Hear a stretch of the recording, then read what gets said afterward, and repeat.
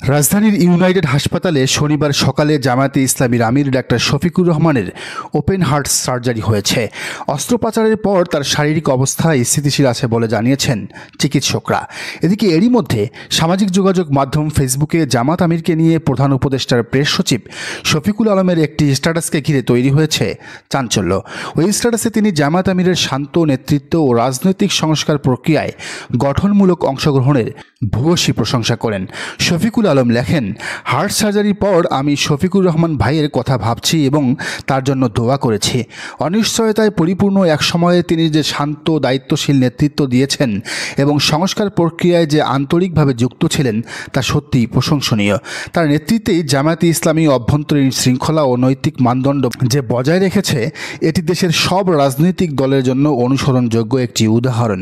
তিনি আরও বলেন, আমি তার জন্য শক্তি, মানসিক প্রশান্তি এবং দ্রুত পূর্ণ সুস্থতা কামনা করছি ইনশাআল্লাহ। এর আগে শনিবার সকালে রাজধানীর ইউনাইটেড হাসপাতালে ভর্তি জামায়াতে ইসলামীর আমির ডাক্তার শফিকুর রহমানের ওপেন হার্ট সার্জারি করেন চিকিৎসক ডাক্তার জাহাঙ্গীর কবির। শফিকুল আলমের এমন লেখার পর চাঞ্চল্যের সৃষ্টি হয়েছে রাজনীতির মহলে। কেউ তার প্রশংসা করছেন, কেউ বা আবার করছেন সমালোচনা।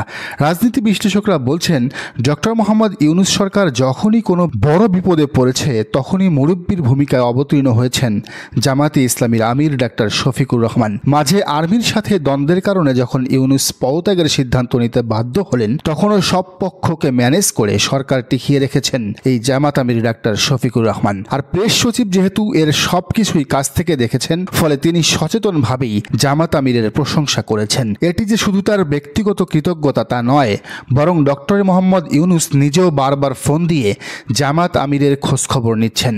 তবে ইউনূস সরকারের প্রেস সচিবের এই লেখায় বেজায় চটেছে আওয়ামী লীগ। তারা এজন্য শফিকুল আলমকে জামাতপন্থী আখ্যা দিচ্ছেন। এদিকে একই দিনে প্রশংসায় ভাসছেন ঢাকা বিশ্ববিদ্যালয় শিবিরের সেক্রেটারি মহিউদ্দিন মহি। পুষ্পিতা নামের এক নারী ডাক্তার তার শান্তশিষ্ট স্বভাবের বিষয়টি উল্লেখ করে লিখেছেন, এই ছেলে ঢাবিতে একদিন ব্যাপক জনপ্রিয় হবে এটা নিশ্চিত। পুষ্পিতা বলেন, মেডিকেলে আমাদের ব্যাচের যে ছেলেটা সবচেয়ে বেশি মেধাবী ছিল তার কিছুটা কপি মনে হলো ঢাকা বিশ্ববিদ্যালয়ের শিবিরের সেক্রেটারি মহিউদ্দিন খানকে। সবসময় নরম স্বরে কথা বলতো, অনেক কড়া কিছু বললেও হাসতো বা চুপ করে থাকতো। আমাদের বান্ধবীদের ভেতর যারা একটু উড়নচণ্ডী টাইপের ছিল, ওরা খেপাইতে চাইতো, কিন্তু সে হয়তো একটু মুচকি হাসি দিত অথবা লেখাপড়া নিয়েই থাকতো। তাই আমার ধারণা বেশি মেধাবীরা উগ্র হতে পারে না, অভদ্রতা অশিষ্টতা ওদের সাথে যায় না। আজ ঢাকা বিশ্ববিদ্যালয় শিবিরের সেক্রেটারি মহিউদ্দিন খানের একটা টকশোর কিছু অংশ শুনেছি। ছাত্র দলের এক খুচরা নেতার আগ্রাসী আচরণ ও কথাবার্তার বিপরীতে শিবির সেক্রেটারিকে দেখা গেল শান্ত শিষ্ট ব্যক্তিত্বের একজন মানুষ হিসেবে। কথা খুব কম বলেন, মেপে বলেন। ঝগড়া করা, চেঁচামেচি করা তার ভিতর একটুও নেই। এই ছেলে ঢাকা বিশ্ববিদ্যালয়ে আরো কয়েক বছর কাজ করলে নিশ্চিতভাবে ব্যাপক জনপ্রিয় হতে পারবে। তবে কথার ভিতর আরো বলিষ্ঠতা আনতে হবে, নেতার একটা ভাব আনতে হবে। যদিও বেশি মেধাবীরা এসব কেন যেন পারে না, তবে তাকে পারতেই হবে। আশা করি মহিউদ্দিন অনেক এগিয়ে যাবেন। এ ধরনের মেধাবীরা ঢাকা বিশ্ববিদ্যালয়ে প্রকাশ্য শিবিরের জন্য কাজ করতে পারা মানে দেশের ইসলাম পন্থার জন্য আল্লাহর রহমত। তবে পুষ্পিতাই প্রথম নন।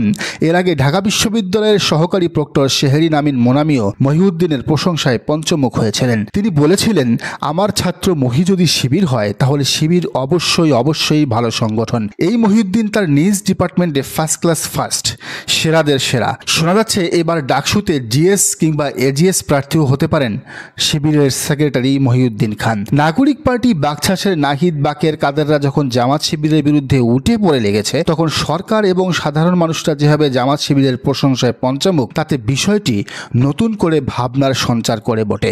দর্শক, আপনার কি মনে হয় জানান কমেন্টের ঘরে। আর এই চ্যানেলে নতুন হলে অবশ্যই সাবস্ক্রাইব করে বেল আইকনটি বাজিয়ে রাখুন।